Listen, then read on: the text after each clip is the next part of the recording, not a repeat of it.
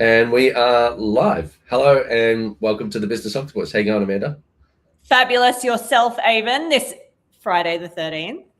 It is a little bit creepy, spooky, bad luck, and all that fun things. So, what a perfect time to talk about the weakest link.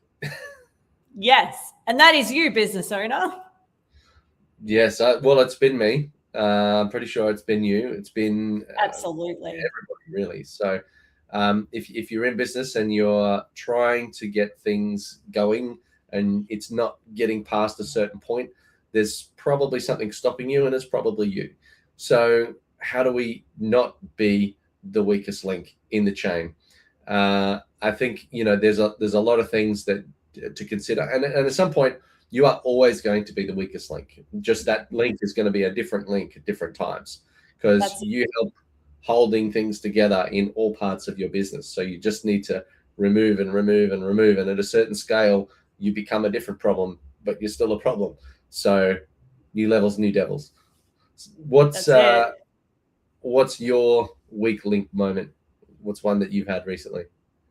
Uh, Maybe not so much recently.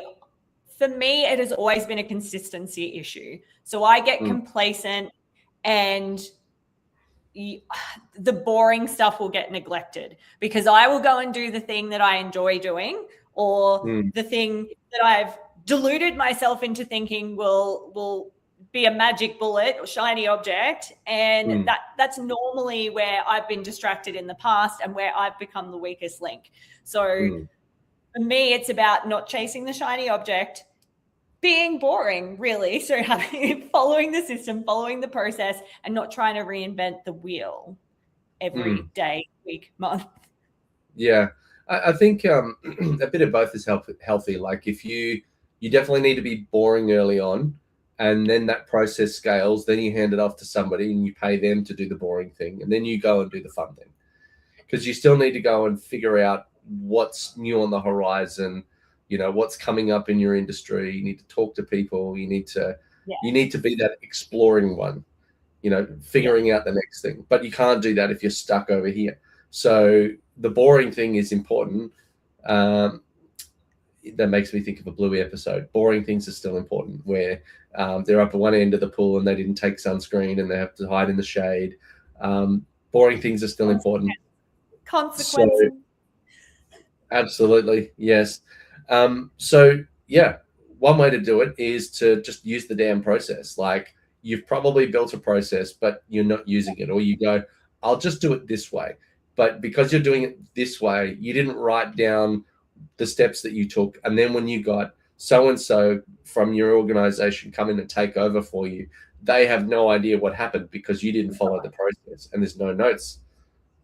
That's right. That's right. Or you took some notes and they were incomplete. And as you just said, Avon, like the Mm, way we record it is not the way we actually do it in real life. So when we're creating those systems and processes, please make sure they are based in reality, not in some unicorn fantasy land that mm. might exist in your head. Yeah. And you need to build the system for failure. You need to think about how someone else is going to make a mistake. And it might be that you give them a checklist to review, that they go through and understand the high level process because they might see the thing that's just in front of them and go, why am I doing this when I can just skip to part Z and then just get it done?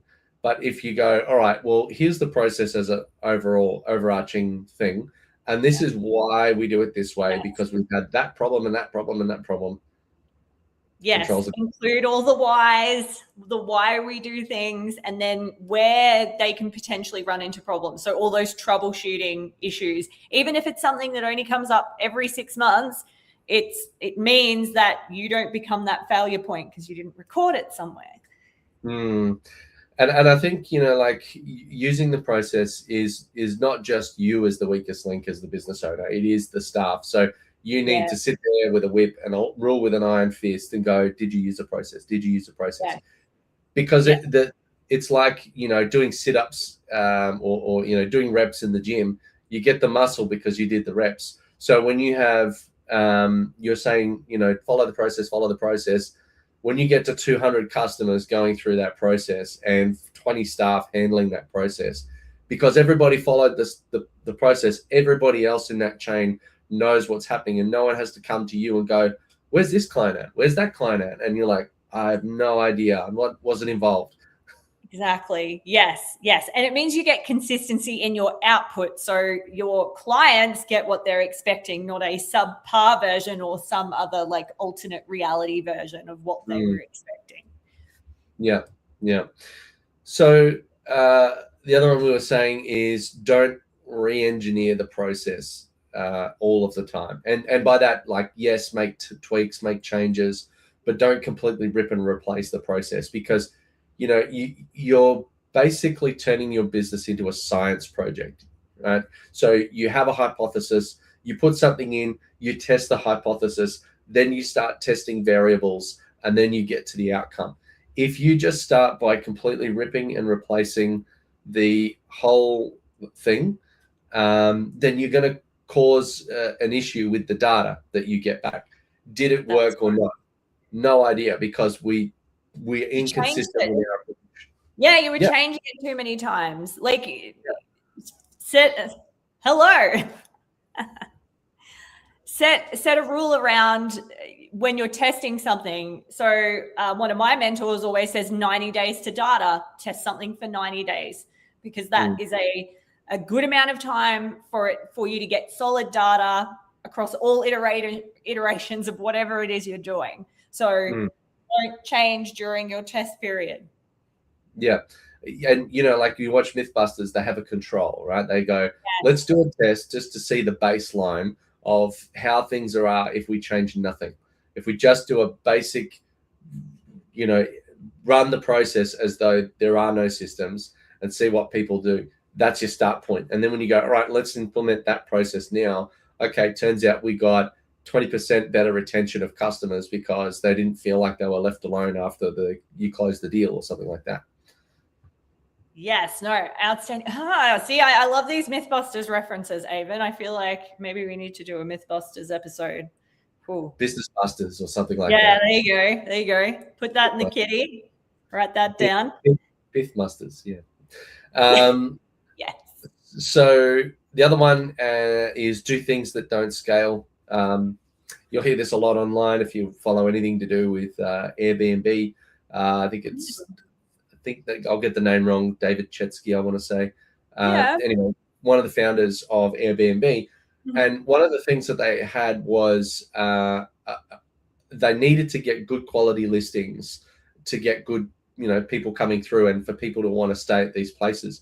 And so they wanted to go and get professional photography done. Initially, they had it as like a special service, and they would only, do it themselves, and they would go to these locations, film or take photos, and then put that up on the listing to make it look really good. And eventually they started to build this as part of the service of onboarding, is that they would do these photographers, but then they ran out of headspace at time. And so they went and hired a whole bunch of contractors to go and do it. So, but to do that, they managed it on a spreadsheet, and then they got to like hundreds of these photos. And then they're like, let's get an intern on it. And then they kept going on the spreadsheet before they built the software solution. And they then had an intern managing a whole bunch of interns doing all of these photo projects, like set up at this time. Here's the the info pack, and only then after they had 500 of these a month did they go, let's now build a software solution to solve that. So they did the thing in the boring spreadsheet for long enough to go, here is the pattern, here are the variables. I love it. Here's where you make the mistakes. Yeah. So, and sorry, I am imagining a spreadsheet and the wheels falling off very dramatically. So that system worked for them, obviously. Well, it worked to a point, but the thing was, the spreadsheet solution works to a point. So you shouldn't try to do a process until it's mature enough for you to actually consolidate it and lock it down into a software. So if you want to, let's just say you're starting out and you go, right, I'm going to spend all this time building a thing and then no one uses it. or it's not effective. But at least by the time you've got to the spreadsheet thing, you've figured out all of the wild variables. You've done your I'm going to use a military term here, bolt adjust, right? So when you're trying to sight a rifle in, you do a bolt adjust, which is fire 3 rounds, see where they land, take the average, and just go, well, let's wind it on in over here. And Gotcha. that's not anywhere near accurate at that point. It is just go from wildly off to somewhat close. And then let's do a proper grouping series and then try to get that narrowed down to directly on target. So there you go. when you do a bolt adjust, it is just like, let's go from no idea to something and go from there. And that's what you got to do in the spreadsheet is go from no idea to something and then refine, put it in the software, refine further. Gotcha. So we're not worrying about, as always, we're not worried about perfection, just progress, right? Let's get it in there. Let's test it. If something doesn't work, what can we do to fix it and keep moving forward? Love it. If you're going to spend 100 grand on development costs, do it when you know exactly what you're building and why, and that people are already invested in the process and will see that this will be a better outcome to that. And then you can start, cutting and automating and doing things like that. Yeah, cool. I like it. Very good. And the last one we had was do the boring stuff really, really well. Yes. Be brilliant at the basics. Like the weakest link is not just, like sales or anything like the very front facing obvious things. It could be, someone who has to open the door in the morning, or someone has to, pay all the accounts, or sitting there doing all the books. There's a million bottlenecks. And so you need to try and look at all of them because they, as you grow, let's just say you grew your business 100%, right? So you doubled on last year. Now, every single thing that you are responsible, if you're responsible for 100 things, you're now responsible for 100 things at double the size. Right. So you need to look at how you do those 100 things really, really well so that they don't double. And if they do, well, you've got the ability to, start handing them off. And because you've processed eyes, you've structured, you've made them simple, you've taken out the fluff that doesn't need to be there, and then you've been able to scale. Absolutely. Now, all of that said, Avon, going back to what you asked me at the beginning, where were you the bottleneck? Where were you the weakest link? There's been quite a few over the years.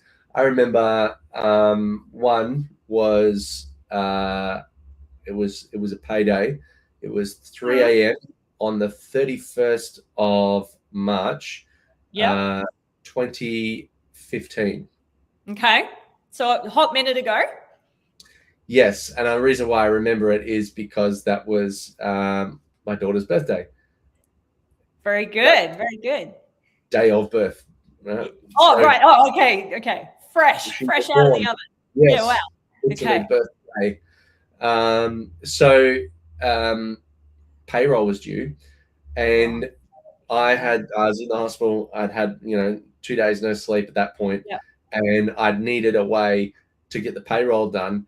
Thankfully, I was using a facial recognition scanner, which goes to a cloud software, and there was some payroll specialists as part of the service. They were expensive, but you only ever delved into that when they had like something you had to check on Fair Work or some complex calculation you had to go back through and recalculate 6 months of whatever. You can pick up the phone and they're like, a couple $100 an hour, and they're charging 6-minute increments and all that sort of stuff. But what I did was just like, I'll just take the hit. You do the payroll. And perfect. I just sent the message. I'm like, I can't do it. You have to do it. And that like ordinarily would have been about bottleneck, but I wasn't. I solved that. Yeah, nice. But that was like a really critical moment, not only for me personally, but in the business. To pay 13 staff at that moment. And since then, I've restructured the way payroll happens so that there is redundancy in the system. For example, I think it's really stupid when you work from, people go Monday to Friday or Monday to Sunday night, and then they expect the payroll to be done first thing Monday morning. They expect their pay in their account that day. You need a few days for processing, like at Yes, scale. Otherwise, exactly. what happens is you end up with, all these people banging on your door because, you are 1 minute late. I think what I have is the cutoff is Sunday. Yeah, And then I allow myself 3 days to process, and then the yeah, pay is on Thursday. So yeah. if Perfect. if there's a public holiday, if something comes up, if I'm sick, whatever, or I can deal with it, right? I can hand Yeah. it off. I can massage things around. I just think Mhm. that's really important to have failure built into the system, in the Yeah. sense that you are prepared to deal with something, but you plan that hopefully that will never happen.